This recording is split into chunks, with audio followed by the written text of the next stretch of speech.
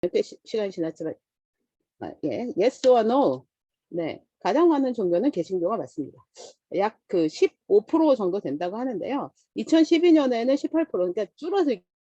그리고 지금 코로나 전국을 지나면서 굉장히 많이 좀 이렇게 줄어들 가능성이 있어요. 교회에 대한 여러 가지 그 부정적 견해들이 많이 있기 때문에 이제 그런 부분에 있고요. 이거는 숫자, 단순 숫자가 아니라 비율이니까 인구가 줄어들면서 줄어드는 만큼의 이제 비율이 뭐 비율은 사실은 일정하니까요. 근데 이제 그 숫자적인 면에서 줄어들 것 같아요. 근데 비율상으로 계속 이게 내려갈 거냐 말 거냐 이게 이제 굉장히 좀 고민이죠. 네 번째, 해외 선교사님들이 꽤 있습니다. 우리나라 선교사님들이 있는데 해외에서 사역하는 선교사들의 숫자는 감소하기 시작했다. 맞습니까? 틀립니까? 네. Yes or no? 네, 감소하진 않았어요. 사실 증가율이 감소한 겁니다. 예전에 한참 선교사님들이 제일 많이 증가할 때는 한 해에 1,700명이 새로 파송이 됐거든요. 근데 이제 지금은 그 뭐 예를 들면 100명, 200명 요 정도 사이에서 그 비율이 쭉 줄어들었고요. 아직 선교사가 감소하진 않았어요. 그러니까 마이너스로 들어간 숫자는 아니고 증가하는 숫자가 좀 줄어들었다. 이렇게 보면 됩니다. 한국의 선교사들은 170개국에서 약 23,000명 혹은 3만 명 요 사이로 왔다 갔다 해요. 와, 7,000명이나 차이가 있는 통계가 유의미할까요?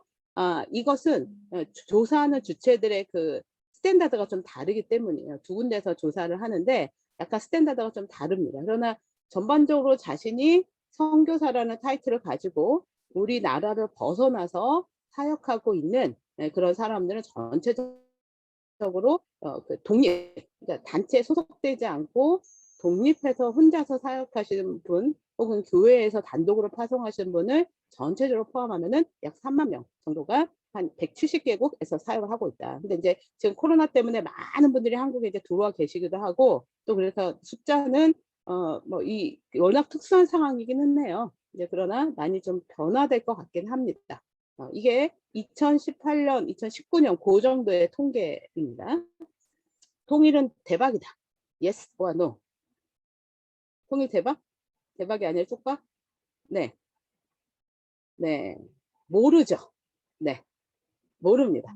이것은 어떤 사람은 대박이라고 얘기하고 어떤 사람은 쪽박이라고 얘기하지만 대박을 만들 수 있는 사람도 쪽박을 만들게 되는 사람도 지금 여러분들과 우리가 일들을 어떻게 이해하고 어떻게 대응을 하느냐 이제 여기에 달려 있다고 볼 수가 있죠. 사실 하나님이 우리한테 기회를 주신 거다라고 생각이 됩니다. 네, 여기에 이제 북한에 관심이 있으신 분들 꽤 많으실 텐데요. 오늘 밤에 저희가 북한 관련된 이슈가 성교한국 대회 첫 번째 이슈로 이제 오늘 밤에 상영이 되는데, 네, 하여간에 그렇습니다. 네. 이게 통일과 연관되는 질문 하나 더 할게요. 여섯 번째 질문.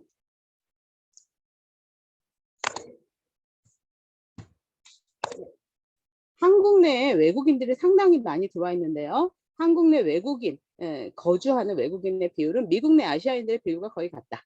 미국 내 아시아인들은 한국, 중국, 일본, 필리핀 이런 사람들 전체고요. 약 3억 5천만 명 중에 5% 정도가 그 미국 내 아시아인들의 비율이라고 해요. 그러면은 한국 내 거주하는 외국인들의 비율이 이 정도 될까요? Yes or no? 네, 맞습니다. 네, 한국 내 거주하는 외국 5% 정도를 보고 있고요. 5,120만 명 중에 약 250만 공식 통계고요. 그 불법 체류자를 포함하는 비율은 약 300만으로 보고 있어요. 그래서 이제 그런 면에서 미국 내 아시아인들의 5% 비율과 거의 같다라고 하는 게 맞는데 앞으로 이 비율은 더 늘어날 겁니다. 그래서 10%까지 지금 한국의 인구 정책에서는 외국인 비율을 약 500만으로 약 2030년까지 늘릴 예정이고요. 여러분들 친구들도 외국에서 온 그 유학생들도 많이 있을 거고요. 이제 우리는 마트를 지나다니다가 또 혹은 뭐 여기 길을 지나다니다가 외국인들 굉장히 많이 보게 될 거고요. 주일날 여러분들이 뭐 광화문 광장이나 뭐 이런 데 가보시면 정말 외국인들 많습니다. 지하철, 네, 4호선 라인, 1호선 라인 외국인들이 어마어마하고요. 이 외국인들은 우리나라에 온 외국인들이 170개국이에요. 자, 170개국? 아까 선교사들이 170개국이라고 했는데 예, 이 170개국에서 이 글로벌 세상이 우리에게 왔어요. 열방이 우리에게 왔습니다. 그리고 이 사람들은 사실은 서울과 안산 뭐 여기만 있는 게 아니라 전국에 퍼져 있고요. 도서 지역부터 농촌 이런 지역에 전체적으로 분포 그 외국인들이 어디에서 어떻게 움직이는가는 법무부 차원에서 그 일들을 체크를 하고 있는데 아주 정확하진 않겠지만 대체로 그러합니다. 자 그러면 여러분들이 선교를 생각할 때 우리가 이제 예전에는 여권을 두고 비행기 타고 나가야 된다 이런 생각을 했단 말이에요. 그러면 지금 우리나라에 와 있는 그 열방들을 우리가 어떻게 이해하고 그들에게 어떻게 하나님 나라의 그 진리를 나눌 것이냐 이제 그런 개념이 사실은 그 통일과도 연관이 돼요. 250만 명의 전혀 이질적인 문화에 있는 사람들을 우리가 어떻게 응대하고 이 사회 안에서 건강하게 우리가 공존하도록 할 거냐. 물론 그들 안에 진리가 없지만 그 진리를 우리가 그 종교 무슬림도 그렇고 다 종교들이 다 같이 있는 것은 어쩔 수가 없지만 그들에게 진리가 없다는 사실 때문에 우리가 안타까운 마음으로 혹은 그들에게 진리를 흘려보내는 그런 사람으로 그들이 하나님의 진리 가운데 들어오도록 하는 그런 촉매제 역할 그게 사회적으로는 문화를 우리가 그들에게 잘 여기에 정착시키는 부분이고요. 그러면 사회 갈등이 훨씬 줄어드는 이 일들이 굉장한 사회적 영역으로까지 확장이 됩니다.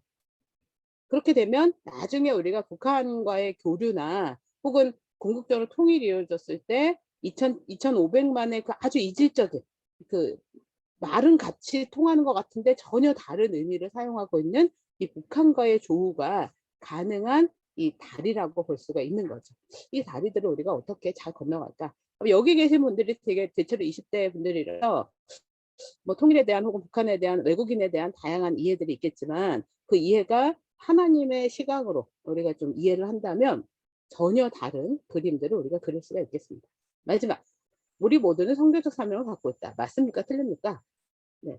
여기에 노라고 하는 분은 없으시겠죠? Yes. 맞습니다. 자, 그래서 제가 지금 저희가 함께 나눴던 이 질문들을 가지고 한번 전체적으로 이 질문을 계속 여러분들 리뷰를 해보세요. 제가 했던 얘기들. 자, 여러분들과 제가 왜 선교에 대해서 생각하고요. 그 선교라는 게 궁극적으로 변화, 하나님 안에서 어떤 생각들이 변화되고 그래서 내가 삶의 영역이 다른 사람과의 관계 안에서 변화되는 건데 왜 우리는 그 일을 하려고 할까요? 네, 저는 그게 골로새서 말씀에서 우리가 한번 들여다봤으면 좋겠어요. 성경 전체를 보지만 골로새서 말씀에서는 아버지께서는 모든 충만으로 예수 안에 거하게 하시고 그의 십자가의 피로 화평을 이루사 이 샬롬이 어디로 일어나냐면 만물, 그 땅에 있는 것들이나 하늘에 있는 것들 모든 것들 가운데 화평이 일어난다는 거예요. 여기에 계신 여러분들이 지체로서 서로 화목하고 서로를 정말 용납하는 것처럼. 근데 그게 궁극적으로 어떤 일이냐면 하나님이 기뻐하시는 일이라고 했거든요. 우리는 종교나 이런 쪽의 확장성 때문에 선교나 또 세상을 변하고 그들에게 뭐 복음을 전하려고 하는 게 기독교 세력을 늘리려고 하는 게 아니라 그 일들을 통해서 화평이 일어나고 하나님과 나와 다른 사람과 나와 세상의 화평이 일어나고 그 사실 자체를 하나님이 기뻐하신다고 그랬어요. 왜냐하면 그게 하나님의 창조의 그 기본적인 속성이거든요. 하나님이 창조물을 만드시고 막 기뻐하고 보시기에 좋았더라 막 그러셨잖아요. 근데 그게 죄로 말미암아서 어그러지면서 이게 지금 우리에게 지금 그런 세상의 변화, 선교적 사명 막 이거를 꿈꾸게 하는 게 궁극적인 목적이 바로 이거라는 거죠. 그래서 저는 선교사님들 안에 이런 마음으로 여러분들에게 아까 조금 전에 나눴다고 생각하고요. 그 마음이 여러분들과 제가 또 다 받아서 우리 삶에서 또 우리가 앞으로 살아가는 시간 안에서 이 궁극적인 하나님을 기뻐하시게 하는 일 이걸 위해서 살아갔으면 좋겠다 이런 생각이 들어요. 자, 선교를 생각할 때 많은 사람들이 코끼리 다리를 만지는 것 같이 생각을 합니다. 어떤 사람은 코끼리 꼬리를 만져서 선교는 길쭉하고 가는 거야 라고 얘기를 하기도 하고요. 어떤 사람은 기둥을 만지면서 이게 선교야. 저거 곡선은 선교가 아니야 라고 이야기할 수도 있어요. 근데 사실은 코끼리잖아요. 이 선교를 우리가 이해할 때 선교를 우리가 각각의 은사를 받은 대로 다양하게 섬기지만 다른 사람들도 다양하게 섬기는 이 모든 일들 속에서 하나님의 선교라는 큰 그림을 만들고 계셔. 이런 생각들을 할 필요가 있다는 거예요. 그래서 내가 배운 선교가 이거였는데 저 사람이 다른 영역을 얘기했을 때 저거는 선교가 아니야라고 우리가 규정하기보다는 선교가 굉장히 다양한 영역에서 일어나네. 왜냐하면 우리가 다양하잖아요. 여러분들도 전공도 다양하고 삶의 배경도 다양하고 사는 곳도 다양하고 또 뭐 여러 가지 면에서 생각도 다양하고 이렇게 다양하게 하나님 우리 만드셨다는 거예요. 근데 하나님 우리를 이렇게 다양하게 만드셨는데 그 우리 삶의 방향은 하나예요.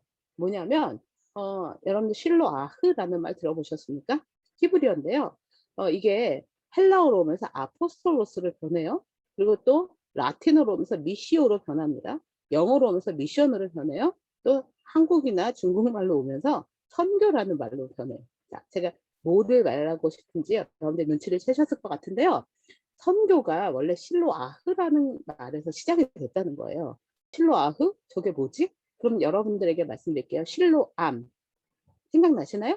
어떤 장님이 예수님께서 여기다 진흙 발라가지고 저기 실로암에 가서 씻어. 그러면 너 눈이 떠질 거야. 라는 예수님의 그 이적에 대한 부분도 여러분들 혹시 기억하실지 모르겠는데요. 그 실로암이란 뜻이에요. 실로암이 뭐예요? 보내심을 받았다라는 뜻입니다. 이 실로아흐는 보내심을 받았다는 뜻인데요. 그게 점점 시간이 흐르면서 선교, 가르쳐 지킨다 라고 우리가 우리의 존재를 타자화시키는 경향, 선교? 가서 그 사람들 변화시켜야 돼. 막 그런 얘기로 우리가 이해를 한다는 거예요. 선교라는 말의 궁극적인 원리적인 뜻은 내가 변하는 거거든요. 내가 그렇게 삶으로 인해서 세상이 변화되는 그 힘, 실로아흐, 내가 보내심을 받았다. 그게 요한복음 20장 21절에서 아버지께서 나를 보내신 것 같이 나도 너희를 보내노라. 이렇게 그냥 존재론적으로 우리가 그냥 보내심을 받아서 하나님의 그 예수를 따르는 사람으로 내가 사는 거예요. 그게 바로 선교거든요.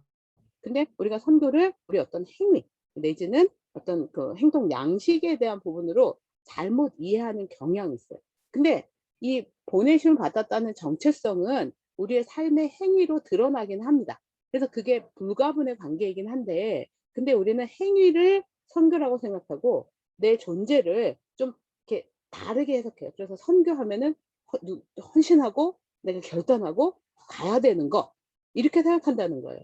내가 그냥 사는 것 자체가 선교인데, 그리고 내가 사는 것 자체가 하나 선교라는 영역에서 세상을 변화시켜야 되는 그러한 본질적 사명으로 인지를 해야 되는데, 그게 조금 지금 다시 한번 우리에게 좀 점검해야 되는 본질적 요소가 아닐까 생각이 들어요. 저는 이 관점에서 오늘 전체적인 내용을 여러분과 함께 짚어볼 거예요. 우리가 행동 양식, 우리가 하나님의 보내심을 받았다 이런 생각에서 행동 양식의 변화를 역사를 제가 한번 짚어보면서 봤어요. 해안선 시대, 내륙 시대, 족속 시대. 이게 1792년 즉 1800년대부터 시작된 선교의 거대한 물줄기. 지금 우리가 이해하고 있는 선교의 거대한 물줄기가 대체로 이런 구분으로 진행이 됐어요. 비행기가 없으니까 배 타고 갔겠죠? 그리고 이제 배 타고 가서 그 지역에 항구에 들어가니까 항구에서 내륙으로 쭉 여행을 가다 보니 거기에 또 복음을 들어야 될 사람들이 있었어요. 근데 복음을 들어야 될 사람이 있는 지역을 보니까 언어도 다양하고 또 종족도 다양하고 막 그런 거를 보게 돼요. 그래서 족속시대, 미전도 종족시대 막 이렇게 해서 쭉 이렇게 선교가 한 몇백 년 동안에 이렇게 변화가 쭉 와요. 근데 시작할 때 하고 이게 이제 새로운 개념이 들어갈 때 하고요. 이때 이제 저희가 좀 보게 되는 거예요. 이런 영웅들이 있지만 사실 이 영웅들이 이 새로운 시대의 갈등을 불러일으켜요. 이게 선교야? 뭐야 이거 내가 알고 있는 선교가 아닌데 선교는 항구에서만 하는 거 아니에요? 무슨 내륙으로 우리가 왜 들어가요? 막 그런 생각을 할 수가 있어요. 실제로 그런 일이 막 발생을 했거든요. 윌리엄 캐리라는 사람은 1792년에 우리가 선교를 가서 저기 그 복음을 들어보지 못한 사람에게 복음을 전해야 됩니다. 이랬는데 교회에서 어떻게 반응했냐면 아유 젊은이 선교는 하나님이 알아서 하실 거야. 우리가 뭐가 잘났다고 가서 선교를 하나. 근데 여기서 우리는 신앙생활 잘하면 돼. 이렇게 하면서 막았다는 거예요. 새로운 개념이 들어올 때 사람들은 불편해하거나 이상하게 여긴다는 거죠. 근데 이거를 이상하게 여기는 사람들이 대부분이에요. 사실은. 선교 그건 헌신된 사람들만 하는 거 아닌가? 선교? 무슨 그 나라에 가면 선교지 무슨 일본 사람들 선교하러 브라질에 가지? 여러분들 일본 사람들 선교하러 브라질에 가요. 왜냐하면 200만 명 정도의 일본인들 네트워크 있거든요. 일본에서 사시던 어떤 분이 은퇴하고요. 자기 직업 은퇴하고 브라질에 가서 그 일들을 해요. 자기 네트워크 안에 있는 그 일본인들을 향한 전도. 일본어 잘해요. 근데 포르투갈어는 못해. 그래서 거기에서 그 일을 한다는 거예요. 이상한데? 그게 가능한가? 예, 이상하게 생각한 사람들이 있어요. 근데 거기에서 어떤 일이 역사 발전에 새로운 길을 여냐면 이거 되게 재밌는데? 이거 괜찮은 것 같아. 내가 계속 하나님의 말씀 묵상할 때마다 저 윌리엄 캐리의 말이 맞는 것 같아. 뭐 이런 생각들을 하면서 그 소수의 물줄기가 형성이 됩니다. DFC 안에도 하나님께서 이러한 생각들을 하는 여러분들을 이렇게 이 한국 사회 또 한국의 대학 사회 안에서 DFC에서 하나 돼서 복음으로 하나 돼서 우리가 열방까지 이거 섬기자라는 그런 물줄기가 이렇게 만들어진 거잖아요. 왜냐하면 여러분들이 그걸 동의하지 않았으면 안 올 거예요. 근데 저걸 들으니까 재밌겠는데? 나랑 맞아. 나랑 케미가 잘 맞네? 이런 익사이팅하고 역동적인 사람들이 모였을 때 이게 이제 진행이 된다는 거죠. 그래서 우리가 이제 세상의 변화에 따라서 선교의 행동 양식들이 변화된다는 것들을 체크하면 훨씬 이상한 것보다는 익사이팅한 거에 우리가 더 많이 반응할 수 있다. 네, 그래서 성교한국에서는 글로벌 미션 트렌드와 미래 이슈라는 영역을 저희가 연구를 해가지고요. 지난 2015년부터 2018년까지 쭉 이제 연구한 자료가 있어요. 그래서 이 자료를 위해서 여러 가지 프로젝트 팀이 움직였거든요. 그래서 여러분들께 지금 제가 소개하는 거는 제 개인적인 이해로 설계를 한 게 아니라 저희가 이런 종합적인 집단 지성에 따라서 이 얘기들을 한국에서 인지하는 세계의 흐름, 또 그것 안에서 우리가 어떻게 그걸 대응해야 되지? 이제 그런 생각들을 나눌 거예요. 뭐 중간에 제가 이해한 것들이 여러분들에게 조금 더 덧붙이기도 하겠지만 전체 설계는 그렇다 이렇게 보시면 되겠고요. 전체 설계 안에 제가 이제 좀 그 포인트를 둔 거는 CCC라는 개념이에요. Change, Chance, Choice. 세상은 항상 변하거든요. 하나님의 세상은 창조부터 주님이 다시 오실 이때까지 계속 변할 수밖에 없어요. 어제와 오늘이 다르고 오늘과 내일이 다르잖아요. 근데 우리는 변화는 변화하지 않는다. 그래서 항상 새로운 시대가 온다는 겁니다. 근데 거기에서 대체로 지금 코로나 전국을 지나면서 우리가 앞으로 세상이 어떻게 변하지? 그리고 여러분들도 지금 대학에서 이게 뭐 취업도 그렇고 막 세상이 막 되게 4차 산업혁명 가면서 자리도 없어질 것 같고 불안하잖아요. 그래서 불안하면 뭐 해요? 사람들이 영끌! 그래가지고 내가 뭐 집은 못 사도 주식할래. 그리고 또 뭐 영끌해서 블록체인 할래. 예를 들면 그런 걸로 우리는 새로운 생각들을 펼쳐갑니다. 새로운 생각들을 펼쳐가는데 세상은 그렇게 얘기해요. 새로운 시대 불안하지? 채워. 뭘로? 스펙으로. 돈으로. 너네가 돈을 위해서 너의 인생을 거기다가 박아. 예를 들면 이렇게 막 얘기하고 우리는 막 거기 끌려가요. 근데 여러분들이 배우신 그 말씀을 생각해 보세요. 예수님은 자기를 비워 종의 형체를 가지셨다 그랬거든요. 자기를 계속 채우고자 하는 사람은 끊임없는 I'm still hungry. 계속해서 가져도 끝없이 내가 가져야 하는 그러한 그 세상의 논리에 우리가 들어가게 돼요. 그게 저는 우리가 열심히 일을 하고 또 뭔가 지혜롭게 그 경제적인 활동하는 게 나쁘다는 게 아니라 그것만이 길이다라고 생각하는 이런 세상에 내가 하나님께서 보이신 그 길이 나에게 어떤 새로운 도전과 기회를 주시지? 그 생각들을 할 때 세상이 변화되는 거죠. 그 생각을 한 사람들이 선택을 하게 되죠. 그 선택을 했을 때 선택 가운데 길이 열리게 되는 거예요. 누군가에게는 뭐 이게 뭐 굉장히 좀 안 좋은 길로 보일 수도 있고 왜 어리석은 길로 보일 수도 있겠지만 사실은 그 길로 인해서 우리가 지금 복음을 들은 것이고 이 복음이 세상을 변화하게 될 것이고 하나님의 나라가 도래하는 그런 일들을 우리가 만들어가는 거라는 거죠. 하나님 우리에게 그걸 기대하시는 거예요. 좀 잘 먹고 잘 사는 거 있을 수 있지만 멋져 보이지만 사실은 여러분들 대다수는요. 인정하든 인정하지 않든 전 세계 모든 인구 대비 5% 이내에 다 들어가는 분들입니다. 그런 전 세계 흐름들 이런 5%에 되는 사람들이 이걸 보지 않으면 사실 세상이 변화되지 않아요. 그리고 우리가 하나님을 믿는 사람으로서 이거를 아주 능동적이고 좀 흥미롭게 테이크하면 좋겠어요. 대체로 저희가 이제 본 글로벌 미션 트렌드는 한 10가지가 되는데요. 2016년에 한 7가지를 저희가 봤고요. 인구 변화, 인구가 이제 증가를 조금씩 하고 있는데 전 세계적으로 지금 78억 정도가 됩니다. 근데 90년대에는 이게 65억이었거든요. 근데 벌써 한 30년 정도가 지나니까 15억이 13억 정도가 늘어났고요. 이게 3차 세계대전이나 코로나 팬데믹이 더 나빠져 가지고 엄청난 질병으로 전 세계 인구의 뭐 이제 치명률을 아주 높이는 그런 질병의 발생이 없는 한 계속 늘어나긴 할 거예요. 근데 인구가 대체로 서구 사회형 늘어나고 있어요. 그러니까 비서구 사회형 구도는 우리가 생각하는 선교지 대부분이에요. 거기서는 인구가 급증하고 있고요. 그래서 아까 베트남도 전 세계에서 가장 젊은 나라다 이렇게 얘기하고 있는데 베트남은 여전히 복음이 아주 필요한 나라로 우리가 보고 있죠. 그래서 그러면은 복음이 필요한 나라들의 인구가 증가하고 복음을 전할 수 있는 나라들은 인구가 줄어든다. 이게 이제 어떤 그림으로 우리에게 새로운 도전을 주고 있나 이제 그런 생각을 해요. 근데 인구 변화하고 더불어서 되게 재밌는 현상은 디아스포라 현상이에요. 전 세계 인구가 계속 이동해요. 이 코로나 때 작년에 잠깐 잠잠했지만 지금 다시 막 이동하고 있거든요.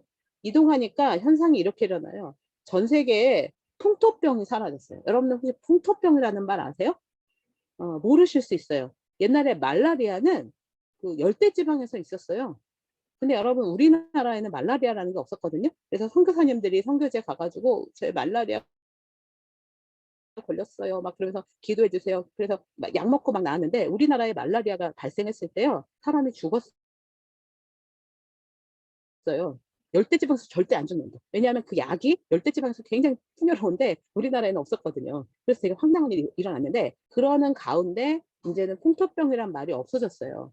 왜냐하면 질병이 전 세계적으로 아주 빠르게 이게 그 평준화되고 있어요. 왜냐하면 인구가 계속 이동하니까. 비행기 이동하죠. 뭐 바퀴벌레가 같이 이동하죠. 뭐 질병 그 병원군이 같이 이동하죠. 그래서 팬데믹은 앞으로 만약 전 세계적으로 계속 일어날 거라고 생각이 됩니다.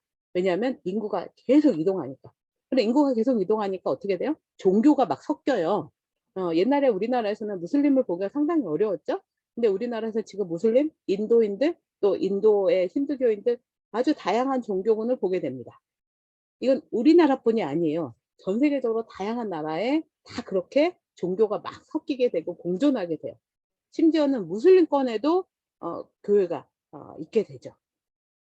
그래서 이런 그 종교가 하나의 문화적 현상으로 나타나는데 그런 일들이 그 문화가 또 그 뭐 BTS가 전 세계적인 그 인기를 끌고 있는 게 이 전체적인 형태의 디지털화 되기도 하지만 그 문화적인 어떤 공감 또 문화적인 회귀라 뭐 이런 것들이 디아스포라와 더불어서 굉장히 많이 일어나고요. 전 지구가 다문화 시대로 들어가게 되죠. 그래서 여기에 종교적 문제가 충돌이 발생합니다. 종교적 문제가 충돌이 발생하는데 쟤네 무슬림들 우리나라에 못 들어오게 하자 막 피켓 시위하고 막 우리나라는 절대로 난민 받으면 안 돼. 막 예를 들면 이런 걸 아무리 해도 지금 전 세계적인 인권에 대한 문제라든지 우리나라가 어느 정도의 그 OECD 국가에서 세계적인 지도 국가에 들어가기 때문에 사실 그거를 우리가 피켓 시위한다고 막을 수만은 없어요. 또 우리가 종교의 어떤 자유가 있는 나라거든요. 그런 면에서는 국가 정책에 따라서는 우리가 할 수 있지만 종교적인 영역에서는 이거를 막기가 굉장히 어려워요. 그러면 우리가 어떻게 이거 선제적으로 우리가 이걸 테이크하지? 그러면 그들에게 보고 우리가 그들과 공존해야 되지만 공존하는 것을 인정하는 것은 종교다원주의와는 전혀 다른 문제입니다.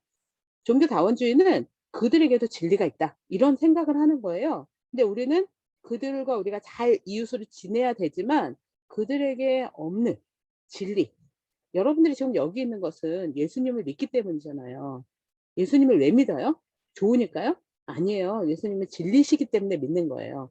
그리고 성경이 그걸 말한 걸 우리가 믿는 거거든요. 그래서 사람들은 어리석다고 얘기하고 편향됐다고 얘기하지만 우리는 그게 믿어지는 신비를 경험한 사람들이거든요. 그러면 그런 신비를 경험한 사람이 그 진리가 없는 사람들을 어떻게 응대할 것이냐? 이거는 굉장히 중요한 우리의 문제다. 그래서 종교가 또 중요한 현상으로 또 우리가 보게 되죠. 디지털 시대, 이제 디지털 시대가 이렇게 저희가 2016년에 예견을 한 건데 이 코로나 팬데믹이 이게 정말 확 도래했다라는 걸 보여주고 있네요. 그리고 미션의 프론티어들 이제 선교사라는 타이틀로만 가서 복음을 전하는 사람들만 복음을 전할 수 있어가 아니에요. 이제 아주 다양한 영역의 프론티어들이 나타납니다. 내가 그 비보이를 전 세계 탑 1, 2, 3, 5 안에 드는 비보이들이 자기들이 선교의 어떤 뜻을 가지고 동남아에 가서 회사를 세우고 동남아의 젊은이들을 상대하고 젊은이들을 통해서 예수를 전하는 그런 일들을 하고 있는데요. 히스팝이라는 그룹이에요. 근데 그 그룹에 기존에 가진 선교사님들이 너네는 파송장도 없는데 무슨 선교야. 너네 내 밑으로 해서 내가 시키는 대로 해. 막 이런 일들이 막 이렇게 다양하게 발생하기도 했거든요. 자, 선교는 이제 선교적인 선교사라는 타이틀만으로는 감당할 수가 없어요. 왜냐하면 너무나 넓기 때문에. 선교사라는 그런 직업적인 개념의 전임으로 이 사역을 감당할 사람들이 여전히 필요하지만 우리는 여러분들의 삶의 다양한 영역, 여러분들이 뭐 잘할 수 있는 그러한 다양한 은사들이 사실은 복음을 전하는 일에 엄청나게 새로운 영역들을 개발해 나갈 수 있는 그 프론티어 시대가 새롭게 도래했다. 이것에 대해서 여러분들에게 촉구를 하고 싶어요. 정말 이거는 내가 헌신하고 막 내가 눈물을 흘리면서 가야지 그게 아니라 여러분들에게 가장 좋은 은사가 너무 즐겁게 행할 수 있는 그런 일들이 진짜 세상에 많거든요. 그런 일들을 여러분들 잘 발견하셨으면 좋겠고요. 그 일들을 지지하는 그룹이 바로 공동체예요. 이 하나님께로부터 우리가 보내심을 받았다는 이 생각을 같이 하는 공동체. 그래서 DFC에서 여러분들을 하나의 공동체로 여러분들이 지지하고 또 내가 저기 무슬림들과 이제 지금 같이 차 마시고 같이 걔네들 정말 이렇게 내가 친구가 될 거예요. 여러분들 기도해 주세요. 우리가 저분을 저 친구를 위해서 기도하자. 뭐 어떻게 됐어? 잘 됐어? 우리가 그 사람들 우리 바베큐 파티에 초대할까? 근데 무슬림들은 소고기 안 먹으니까, 아니, 돼지고기 안 먹으니까 우리가 소고기로 하자. 예를 들면 이렇게 연대해서 일어나는 일들, 이게 바로 공동체예요. 그리고 이 사명은 너만 하는 게 아니라 우리도 같이 하는 거야. 이 생각을 가지고 있는 게 바로 미셔너리라고 보거든요. 선교적 생각들. 내가 실로아흐, 보내심을 받았어. 그래서 내 삶에서 만나는 사람들이 이 복음 전도와 선교라는 영역에 통합되는 시대에 내가 살고 있어. 자, 그래서 내가 살아가는 이 시대, 이 캠퍼스에서 삶이 너무 역동적이야. 내가 걸어갈 때 그 사람들을 하나님 만나게 해주시는 내가 그 사람들과 함께 친구가 될 거야. 만날 거야. 링크를 할 거야. 이런 생각들을 하게 되는 거죠. 그 일들, 미셔널한 교회들의 그런 요소가 함께 연대하는 전 세계적 연대가 바로 파트너십이죠. 서구교회와 비서구교회가 연대해서 비서구교회의 핍박을 위해서 서구 선교가 그 핍박을 제어하는 그런 일들을 해서 같이 기도할 수 있고요. 비서구교회의 촉진을 위해서 서구교회가 함께 연대하는 일들, 이런 일들이 일어나고요. 또 DFC와 IBF가 협력해서 한 캠퍼스 안에 이 다문화 유학생들을 위해서 우리가 같이 하자. 예를 들면 이런 페스티벌도 할 수 있고요. 여기에 성교한국이 이런 파트너십의 어떤 영역인데 저희가 이런 일들을 잘 개발해가지고 각 공동체에 막 보내자. 이제 이런 파트너십으로 이게 일들을 우리가 함께 연대하지 않으면 불가능. 이제 혼자 있어서는 안 돼요. 지금은 이제 1인 가구가 한 900만 된다고 하죠. 여러분들 중에서도 혼자 사는 분들이 있을 텐데 여러분 세상이 이렇게 너만 혼자 살아. 너가 제일 중요해라고 하는 그런 세상의 가치가요. 너도 소중해. 사실은 나를 사랑하는 것만큼 너를 사랑해야 되는 이런 평등성과 또 그 사람들을 품어내는 공동체성. 여러분 이게 미래의 가장 중요한 어떤 돌파가 될 겁니다. 혼자 있는 것. 개인의 개성만 존중되는 사회가 결코 건강하지 않아요. 저는 기독교 공동체가 그들의 흡인력이 있다고 생각해요. 21세기의 초대교회적 돌파를 이뤄내는 것은 바로 공동체성이에요. 그 공동체성이 각 교회의 파트너십 안에서 이루어졌으면 좋겠다는 생각이 들고요. 이런 7가지에다가 저희가 2018년에 3가지를 더했습니다. 기술과 산업이 발달하고요. 또 이동을 통해서 인구는 이동하는 게 이제 2016년에도 있었지만 인구에 대한 가치가 계속 변화되는 것들을 저희가 보게 돼요. 또 그런 가운데 공존과 미래에 대한 공유. 자, 인구의 가치가 이게 되게 중요한데요. 여러분들 이 가치, 사람으로서 존중받는 게 아니라 사람이 돈으로 계속 환산이 돼요. 그래서 돈을 많이 최적화시키기 위해서 안전을 사람들이 버리는 거예요. 그러니까 한 해에 2,000명 이상이 산업재로 죽어가는 거예요. 그리고 내가 더 많은 돈을 기업가들이 더 많은 돈을 취득하기 위해서 효율이라는 관점에서 사람들의 그 최저임금을 뭐 예를 들면 동결하거나 삭감하거나 최저임금 때문에 뭐가 안 된다라고 얘기하는 게 우리 사회가 그 정도는 아니거든요. 근데 그런 면에서 모든 사람에 대한 가치를 사람이 많으니까 또 외국인들 우리가 함부로 막 써도 되니까 뭐 예를 들면 이런 식으로 돈으로 사람을 계속 만들어가는 세상에 우리가 살고 있어요. 돈의 가치가 최고인.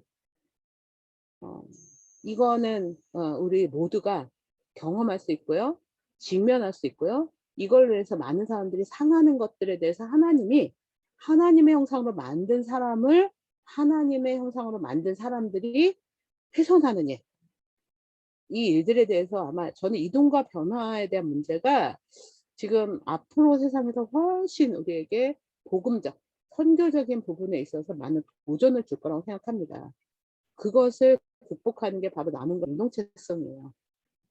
어떤 분이요, 돈을 굉장히 많이 버는 분이 있어요. 근데 그분은 이렇게 하더라고요. 자기가 생활비를 딱 정해놔요.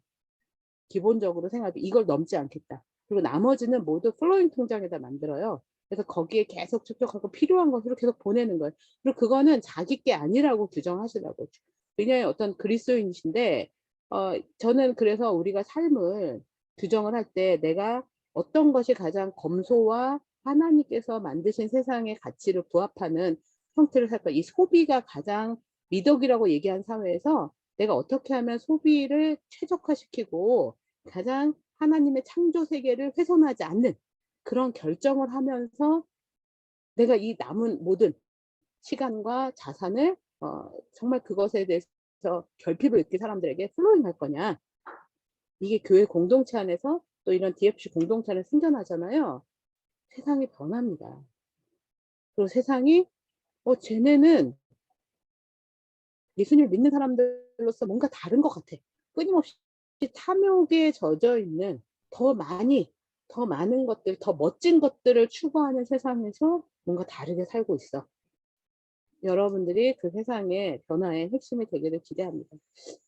78억에 되는 사람들이 살고 있다고 했는데요. 제가 지금 우리가 보내심을 받은 실로 아흐의 삶을 살면서도 또 굉장히 우리가 지금 한 300년 동안, 3, 400년 동안에 이 선교사라는 영역으로 전임 사역자들이 계속해서 그 발굴되고 보내져야 하는 일들이 계속 촉진되어야 한다라고 생각해요. 왜냐하면 여전히 28억 이상의 사람들이 아직도 누군가가 찾아가서 복음을 전하지 않으면 그들이 복음을 들을 수 없는 상황으로 살고 있어요. 사회적, 종교적, 문화적 장벽이 꽉 막혀서 예수의 이름을 한 번도 들어보지 못한 사람. 우리는 너무나 많은 예배가 있고 모임이 있고 책이 있고 또 기회가 있잖아요. 그것을 우리가 거대한 불균형이라고 얘기해요. 누군가에게는 넘치도록 있고요. 누군가에게는 정말 결핍이 어마어마한 거예요. 이게 복음도 마찬가지고요. 우리가 먹을 것도 마찬가지예요. 세계 인구가 먹을 식량이 100억 이상이지만 100억 이상을 먹여 살 수 있지만 지금 작년에 코로나 팬데믹으로 극빈층 원래 있었던 그 가장 극단적 그 빈곤층 외에 하루에 한 끼를 최소한 먹지 못하는 빈곤층으로 그 빈곤층이 아니었던 사람들이 약 7억 명 이상이 글로 떨어졌어요. 지금 코로나 팬데믹이 새로운 형태의 빈곤을 어마어마하게 양산하고 있어요. 근데 6개월 동안에요. 작년에 6개월 동안에 중국에서요. 억만장자가 400명이 생겨났어요. 미국에서는 이제 억만장자가 아니라 조만장자가 나타납니다. 뭐 아시죠? 앨런 머스크라든지 이런 사람들이 이게 이런 극단적인 그 양극화의 시대에 우리가 살고 있는데 복음의 양극화뿐만 아니라 이 모든 물건의 양극화가 일어나는 그런 시대에 여러분들이 복음을 가지고 어떻게 그 무너진 성벽 안에 갭을 메울 것이냐. 하나님의 사람들이. 항상 역사적으로 이런 사람들이 있어 왔거든요. 그래서 지금 하나님의 나라가 계속해서 촉진되어 가고 있어요. 그게 지금 우리에게 주어진 중요한 그 과제죠. 그리고 이거는요, 좀 불편할 수 있어요. 내가 더 좋은 거, 스테이크 먹을 수 있는데 라면을 먹게 되는 그 경제적인 선택을 할 수도 있어요. 근데 괜찮아요. 뭐 그래서 내가 옷을 뭐 100벌을 가질 수 있었는데 난 10벌만 가지고 최소한 우리가 10벌을 가지고 깨끗하게 살아가면 되는 거예요. 그런 생각들로 여러분들이 보고만 해서 하나님이 주신 생을 가치로 보게 되는 그 시각의 변화가 세상을 변화시키죠. 그게 바로 선교적 삶이죠. 그래서 이런 일들을 위해서 지금 우리가 한두 사람이 할 수 없으니 우리가 한국 선교 미래에 되게 중요한 이슈들이 뭐지? 그걸 저희가 여러 그 선교 한국교회 리더들을 통해서 조사를 했어요. 2018년에 2017년부터 해서 2018년에 저희가 발표를 했는데 여기에 보니까 되게 많은 그 99가지의 문제들이 있었고요. 그중에서 좀 이렇게 묶어 보니까 한 12가지 정도로 쭉 얘기가 돼요. 이걸 제가 일일이 설명하진 않을게요. 그러니까 이렇게 열심히 고민하고 길을 만들고 있다. 그걸 여러분들이 생각하시고 안심하세요. 그리고 여러분들의 삶에 저희가 도전하는 게 뜬금없거나 뭐 여러분들 벼랑길로 내몰고 싶은 그런 생각이 아니에요. 저희들도 그런 삶을 살아왔고요. 여러분들도 앞으로 그런 삶을 살아가게 되기를 초대하는 거예요. 그래서 저희가 한 5가지로 정리를 해봤는데 변화와 도전에 대해서 사람들이 상당히 불안해하더라. 인구는 줄어들고 있고 청년들도 줄어들고 있고 근데 우리가 정말 복음의 도전이 여전히 많이 있고 거기에 키는요 가정 회복되는 것이고 교회 공동체가 회복되는 것이다 라고 저희가 보고 있어요. 가정과 교회 공동체 안에 진정한 사랑과 용납, 내가 소중해 라고 하는 그런 세상에서 아니야, 날 사랑하심이 아니라 널 사랑하심, 나도 사랑하는 것만큼 너를 사랑하고 우린 모두가 존귀한 하나님의 형상이야. 그리고 우리는 들고 나는 밀당을 할 수 있어. 그렇지만 우리는 항상 그 일들을 두려워해서는 안 돼. 이런 그 공동체적 가치의 회복, 그리고 그것이 바로 정체성으로서 지역교회와 단체들에게 우리가 하나님 나라의 선교적 공동체로 약한 사람들을 용납하고 좀 강한 사람들은 거기서 기여하고 또 많이 가진 사람들은 자기의 삶을 절제하고 적게 가진 사람들은 자족하고 이런 일들 가운데 하나님이 만들어 가시는 세상에 우리가 건강한 영향을 흘려보내자. 이게 바로 선교적 공동체로서의 정체성이죠. 그래서 그게 어디에서 일어나냐면 내 삶에서, 여러분들의 캠퍼스 안에서, 그리고 또 여러분들의 그런 전공 안에서, 여러분들의 가정 안에서 여러분들이 뭔가 다른 삶을 살아야 돼요. 세상이 이게 옳다라고 얘기하는 삶이 아니라 사실은 예수님께서 걸어가신 그 길이 뭘까를 끊임없이 고민해요. 그래서 아마 이런 수련회가 그 일을 좀 더 리플렉션하게 하는 좋은 기회가 될 수도 있다고 생각합니다. 이건 한순간에 이루어지진 않아요. 그리고 저도 계속 지금 고민하고 살아요. 이제 우리의 일생에 걸쳐서 성숙과 성장을 경험하는 길이겠죠. 그리고 이제 4번과 5번은 좀 더 기술적인 문제예요. 통일 전후의 문화적인 다양성, 다문화와 통일을 준비하는 연동해서 볼 수 있는 시각들, 이런 이들의 노력, 또 이런 이들을 즐기고, 또 여러분들 중에 좀 그 사업적으로 경영학적인 생각이 든 사람들은 좀 이런 부분에 있어서 우리가 경영 설계도 하면서 많은 그 사업적인 요소들을 만들어낼 수 있어요. 여러분들 중에 뭐 생명과학이나 이런 일들을 하시는 분들 지금 유기농 또 이런 그 생태 변화에 대한 요소들 만들어가면서 이 북한에서 우리가 만날 때 우리가 어떤 형태로 그 피폐된 환경 안에서 우리가 건강한 그런 일들로 구현해 나갈까? 또 여러분들 중에 뭐 상담 얼마나 트라우마 치료가 많이 필요하겠습니까? 또 여러분들 중에는 또 건강한 그 하나님이 주신 에너지 기술 뭐 이런 것들을 전공하시는 공학자들이 계시다면 이런 일들 속에서 우리가 할 수 있는 일들이 되게 많거든요. 네, 그리고 공동체적 책무를 강화한 선교단체. 뭐 요거는 여러분들하고는 조금 이슈가 다를 겁니다. 이런 일들이 좀 필요하더라고요. 근데 이걸 크게 3개로 보면은 이제 선교는 선교사만 하는 거야 라고 하는 생각을 좀 이렇게 벗어버리세요. 그래서 선교사도 열심히 하지만 그분들은 지금 전임으로서 자기 생애 들여서 하는데 우리 모두가 다양한 영역에서 이렇게 연관돼 있다. 그리고 우리 모두는 실로아흐 보내심을 받은 사람들이다. 그래서 내가 있는 곳에서 할 수 있는 일들이 굉장히 많은 기회로 나에게 다가왔다. 그러니까 내가 살고 있는 삶의 광장, 그것이 곧 선교의 장이 되는 거예요. 그걸 우리가 선교의 공공성이라고 보는 거고요. 거기에서 영향을 미치려면 우리 삶이 하나님 안에서 자유로운, 그러나 우리 삶이 그냥 존재론적인 관점에서 우리가 선교적 삶으로 살아가는 거예요. 그래서 뭐 숨쉬는 모든 순간마다 여러분들 얽매이고 싶은 게 아니라 계속 그냥 내가 실로아흐 여기서 우리가 내가 보내심을 받았어? 그럼 내가 여기서 지금 뭐 해야 되지? 실수할 수도 있고요. 뭐 가끔 잘 이렇게 헤맬 수도 있어요. 괜찮아요. 그걸 위해서 우리가 잘 모르겠어요. 그럼 같이 물어보고 또 그걸 격려하고 내가 이 사람들하고 내가 너무 실패한 것 같아. 나 혼자 이불킥하고 있지 마시고요. 그런 얘기들 또 나누고 또 너무 막 규정대로 살아가는 게 아니라 자유롭게 살아갈 수 있어요. 그리고 그걸 격려하는 공동체 때문에 나를 받아주는 공동체. 그래서 공동체가 되게 중요한 거예요. 혼자 하는 게 아니라 같이 하는 거거든요. 네, 그게 여러분들 꼭 기억하시고 이제 기억하시기 권하는 거는 실로아흐 보내심을 받은 사람의 삶, 성교적 삶이 모든 이의 삶으로 초대를 우리를 했고 또 모든 삶으로 또 내가 삶의 영역 모든 내가 만나는 모든 영역에서 이런 일이 일어나는 보편성, 공공성, 총체성의 영역으로 내가 부르심을 받았구나. 내가 지금부터 살아야 되는구나. 이렇게 여러분들에게 좀 기억됐으면 좋겠어요. 그리고 뭐 당장 잘 살 수도 있고 못 살 수도 있고 괜찮아요. 그런 방향으로 잘 가면 되거든요. 그래서 우리가 선거를 어떤 doing에 대한 요소가 아니라 존재론적 내가 그런 사람이었구나 이렇게 인식하는 게 굉장히 중요하고요. 그런 사람이었구나 인식하면 행동으로 연결이 돼요. 그래서 이게 불가분의 관계가 아니라 사실 연결되거든요.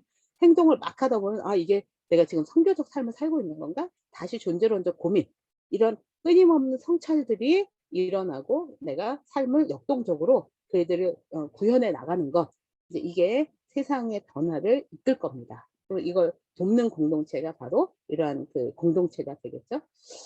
우리가 어떻게 살아야 할까? 이제 선교는요, 먼 곳에 낯선 종족들에게 선교사들이 가서 교회로 이끌기 위해서 복음 전달, 개종을 한다. 이 생각들도 물론 유효하지만 이제 내가 있는 곳에서 선교가 일어나는 걸 이렇게 통계하기 익사이팅하게 좀 이렇게 여러분들의 확장성이 일어났으면 좋겠어요.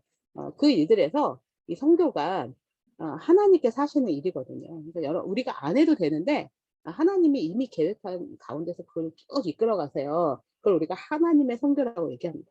하나님이 스스로가 모든 통치의 영역을 창조라는 관점, 재창조라는 관점에서 회복해 가시는 하나님 나라의 운동이 바로 선교. 이 대문자 M과 소문자 그 단수로서의 이 선교라고 생각한다면 그럼 우리가 하는 건 뭐죠? 여러분들이 전공하러 가시는 분, 또 저기 여기서 기도하시는 분, 또 목회하시는 분, 또 여기 직업을 가지신 분, 이렇게 다양한 영역에서 하나님의 백성이 우리가 하나님의 선교에 동참하는 아주 능동적인 방식. 계산해서 이것도 선교인데 내가 자기가 자기 합리화를 통해서 자기가 좋은 것만 막 취하는 게 아니라 자기도 제하고 하나님의 부르심 앞에 늘 언제라도 갈 수 있게 자기의 삶을 항상 준비하고 그렇게 살아내는 사람들. 그 17세기에 16세기 17세기에 모라비안이라는 그룹이 있어요. 그 그룹은요 24시간 100년 동안 세계 선교에서 중보한 사람들인데 되게 유명해요. 근데 그분들은 들어가 있는데 그냥 100년 동안 그 개신교 선교의 틀을 굉장히 중요하게 이어오신 분들이거든요. 근데 제가 되게 인상 깊은 것 중에 하나는 선교사들이 자비량으로 많이 갔는데 당시에는 뭐 은행 시스템도 그렇고 통신 시스템도 별로 없으니까요. 근데 그분들이 이제 기도 편지를 계속 보냈단 말이에요. 하여튼 몇 개월 걸쳐서 기도 편지가 오면은 그 이제 100년 동안 24시간 기도하는 그룹에서 계속 기도 편지를 읽으면서 기도했는데 그 중에 하나가 이런 기도 편지가 있어요. 제가 하는 이 지역을 위해서 여러분들 기도하지 않으셔도 돼요. 제가 진짜 열심히 할게요. 근데 여러분들이 진짜 기도해야 되는 것은요. 제가 사는 옆 마을에 어디 지점에요. 성교 그 교회가 없고요. 예수 믿는 사람이 없대요. 그 지역을 위해서 기도하세요. 편지가 그렇게 와요. 선교사가 자기 필요를 위해서 기도하는 게 아니라 자기가 하는 일을 최선을 다하면서 정말 선교사가 없는 지역을 위한 기도 제목을 보내더라고요. 그게 저는 인상 깊었어요.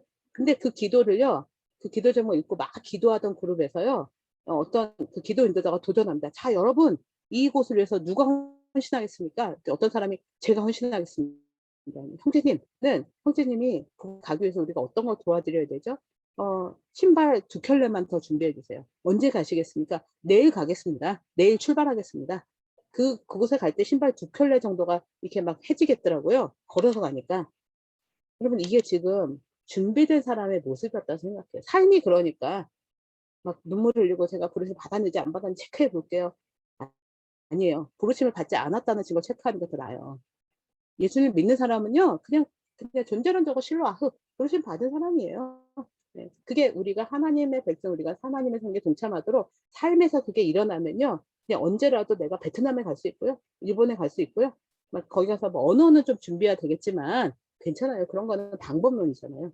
존재론적으로 내가 부르심 받았다는 일들을 능동적으로 항상 생각하는 자세, 이게 바로 하나님의 백성의 성도라고 볼 수가 있는 거죠. 그런데 이게 초대교회의 모습인데요. 초대교회가 200년 만에 로마라는 거대한 제국을 뒤집었거든요. 이 사람들은 성경책이 없었어요. 이 당시에 성경책이 없었잖아요. 두루마리를 된 건 덜어 있었지만 그것도 막 바울이 찾아다니면서 혹은 그냥 외웠던 거 막 얘기하고 서로 대화하고 강론하고 이런 일인데, 근데 이 사람들은 이상하지만 아주 매력적인 사람들이었다는 거예요. 지금 한국은 이상한데 아주 혐오스러운 존재로 교회가 인식되는 안타까움이 있는데, 그건 복음 때문이 아니라 우리의 삶의 모습이 망가졌기 때문이죠. 이상하지만 매력적인, 그래서 모범과 모델이 됐고요. 희생을 두려워하지 않았고요. 이 사람들은 핍박 속에서도 핍박하는 사람들이 저 사람들 뭐지? 뭐 이런 생각들을 자아내게 했어요. 그 사람들은 고난을 두려워하지 않았어요. 무서웠죠. 누가 고난을 기뻐하겠습니까? 그러나 거기에서 그걸 기꺼이 감내하면서도 이들이 그들을 핍박한 자들을 위해서 저주하지 않았다는 거죠. 이 사람들은요, 위대한 것을 설교한 게 아니라 위대한 것을 살아냈다는 사람들이에요. 이게 바로 실로 아흐의 삶이죠. 그리고 하나님 백성의 삶이죠. 그리고 이게 전 세계 글로벌을 품을 수 있는 가장 첫 번째 발걸음이라고 볼 수 있습니다. 여러분들, 새로운 시대에 여러분들에게 기회가 있습니다. 그리고 여러분들은 이 기회를 선택하세요. 기회, 영끌과 부동산과 또 주식과 블록체인이 아니에요. 그런 일들이 아니라 하나님의 백성으로서의 삶을 선택하는 일, 그 일들을 여러분들께 촉구드리고 요청드리고 싶어요. 그게 너무 불편한 분은 안 해도 괜찮아요. 우리가 안 해도 하나님이 하시거든요. 근데 하나님의 이 영광스러운 일에 동참하는 게 결코 후회스러운 일이 아닐 거라고 제가 말씀을 드리고 싶습니다. 성경화국은 이래서 열심히 변화를 위해서, 변화하는 세상을 좀 더 능동적으로 저희가 테이킹하기 위해서 열심히 저희가 지금 일을 하고 있어요. 제가 화면에 보는 미션 코리아 올레 랠리. 네, 그래서 이제 성경한국의 한 주가 아니라 여러 그 개념으로 좀 나눠서 진행하고 있고요. 다가오는 이제 한 달 후에 저희가 이런 큰 그 설계 랠리 안에서 이 8월 달에 온다 대회를 합니다. 선교 대회인데요. 2일부터 5일까지, 8월 2일부터 5일까지 오후 2시부터 10시에 온라인으로 진행되는데 되게 재미있을 겁니다. 지금 이제 그 진행되고 있는데요. 여기 DFC에서도 많은 분들이 오셨으면 좋겠어요. 15개 주제 강좌가 지금 7월 14일부터 진행이 되고, 그 중에 한반도 평화 이슈만 오늘 진행을 하고요. 오늘 진행이 되고 7월 달에 다시 진행을 합니다. 이렇게 진행이 되고, 요 내용들은 15명의 코디네이터들과 한 그 45명의 강사들, 또 100여 명의 멘토들이 이 내용을 다 준비가 끝났고요. 여러분들 지금 맞이하기를 기다리고 있습니다. 주로 멘토링, 대화와 질문을 통해서 이 이슈들을 저희가 좀 다루는 그런 설계로 3일과 4일에 들어가고요. 또 오후 2시부터 4시까지는 1시간 동안 글로벌 미션 트렌드 한국 선교 미래 이슈를 새롭게 저희가 이제 정리를 해서 여러분과 함께 그 전의를 하게 될 겁니다. 그리고 그 전의를 통해서 우리가 성경과 또 질문 두 가지를 가지고 소그룹에서 다양한 디베이트를 좀 할 거예요. 그걸 키워드들 많이 만들어내서 그걸 전부 다 모아가지고 저희가 목요일날 워드트리 만들어서요. 우리가 상상하는 세상, 또 우리가 그 상상한 세상 속에서 우리가 하고 싶은 일들, 그래서 우리가 그 그림을 다 같이 만들 거예요. 그래서 이제 이 미래는 우리가 함께 하나님 나라를 섬겨 나간다. 이 하나님 백성의 선교가 여기서 구현이 될 거고요. 저녁은 아름다운 집회가 진행이 될 겁니다. 그래서 여기에 그 선교사들의 간증과 또 메시지, 선지자적 메시지, 이 시대를 향한 메시지가 선포되도록 제가 준비가 되고 있어요. 그래서 여러분들이 이 시간에 관심 있는 분들, 또 관심 없어도 좀 오셨으면 좋겠고요. 그리고 여러분들의 교회들 많이 알려주셨으면 좋겠습니다. DFC 공동체가 예배 공동체잖아요. 그리고 여러분들은 캠퍼스와 또 열방으로 파송하는 공동체, 하나 되어 땅끝까지. 그리고 또 중요한 거는 지금 가장 캠퍼스 현장에서 여러분들이 존재론적으로 캠퍼스에서 모여서 우리가 예배하는 게 예배 시간 이걸 얘기하는 게 아니에요. 여러분들의 존재가 곧 예배가 된다면 여러분들 가운데 하나님께서 커다란 일을 행하시는 아름다운 덕이, 그 기이한 빛이 캠퍼스와 열방에 선포되는 그 일들을 여러분을 통해서 하나님이 이루실 것이라고 생각합니다. 그래서 DFC 공동체가 그런 의미에서 하나님께서 기뻐하시는 그런 공동체가 되기를 원하고요. 하나님의 성교에 함께 동역하는 이 시대의 동역자로 여러분들께 감사를 드리고, 제가 함께 걸어가는 이 길이 굉장히 자랑스럽다, 이렇게 하면서 강의를 마치도록 하겠습니다. 네, 감사합니다. 감사합니다. 저희 함께 박수로 감사 인사를 나눴으면 좋겠습니다. 네, 수고 많으셨습니다. 그리고 1시간 동안 이제 강의를 잘 들으셨을 것 같은데요. 이것이 강의로 끝나는 게 아니라 우리가 또 우리의 삶에서 또 이렇게 살아가는 그런 영역들이 되었으면 좋겠습니다. 이 시간 이후에는 저희가 이제 선교 특강으로 이제 5분의 선교사님들을 모시고 해외 선교사님들을 모시고 우리 가지원 가지장들이 진행을 했던 선택을 했던 이제 그 강의 속으로 들어가게 되는데요. 먼저 그 전에 저희가 전체 촬영을 하도록 하겠습니다. 신강무 선교사님 부탁드립니다. 네, 안녕하세요. 촬영팀 맡고 있는 신광모 선교사인데요. 저희가 이제 전체 촬영을 오늘 줌으로밖에 할 수가 없어서 제가 보고 있기에는 총 8페이지예요.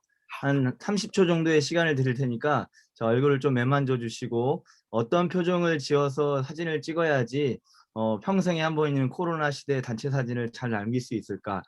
마스크 쓰고 계신 분들은 어쩔 수 없겠지만은 가능하면은 살짝만 이제 보여주시면서 촬영하면 좋을 것 같습니다. 제가 가지고 있는 컴퓨터로는 지금 총 8페이지거든요. 그래서 8번을 찍어야 됩니다. 그러니까 누가 누구 어떻게 찍힐지 모르는 거기 때문에 8번을 다 찍을 테니까요. 그에 맞게 알아서 포즈를 취해주시면 되겠고, 촬영팀 계시는 다른 선교사님들 계시면은 같이 캡처를 해주시면은 좋을 것 같습니다. 지금부터 총 8번을 제가 촬영할 텐데요. 계속 제가 신호를 보여드릴게요. 그때마다 여러 가지 포즈를 취해주시면은 좋을 것 같습니다. 찍겠습니다. 자, 하나, 둘, 셋. 좋습니다. 한 번 더. 하나, 둘, 셋. 자, 한 번 더. 다시요. 이번에는 뭐 화이팅 한번 할까요? 화이팅. 하나, 둘, 셋. 자, 4번째 가겠습니다. 잠시만요. 제가요, 실수를 했네요. 페이지를 안 넘기고 혼자 계속 찍고 있었어요. 자, 2번째 페이지 들어갈게요. 자, 하나, 둘, 셋. 자, 3번째 페이지 갑니다. 하나, 둘, 셋. 네, 4번째 페이지 갑니다. 하나, 둘, 셋. 5번째 페이지 갑니다. 하나, 둘, 셋. 네, 얼굴 안 나오시는 분들 있고요. 6번째 페이지 갑니다. 하나, 둘, 셋. 네, 이제 거의 다 끝났어요. 자, 7번째 페이지 갑니다. 하나, 둘, 셋. 네, 마지막 8번째 페이지요. 하나, 둘, 셋. 네, 됐습니다. 감사합니다. 네, 수고하셨습니다. 그러면 이제 저희가 5개의 방을 이제 열게 될 거고요. 그리고 우리 학생들이 이제 신청하셨던 그 본인이 신청했던 걸로 해서 나라와 선교사님의 성함을 보시고 이제 자유롭게 들어가시면 돼요. 그리고 11시 10분부터 강의가 진행이 됩니다. 11시 10분부터 강의가 진행이 되니까 그 사이에 화장실도 다녀오시고 좀 쉬었다가 이제 11시 10분부터 우린 진행을 하도록 하겠습니다. 그러면 방을 오픈하겠습니다.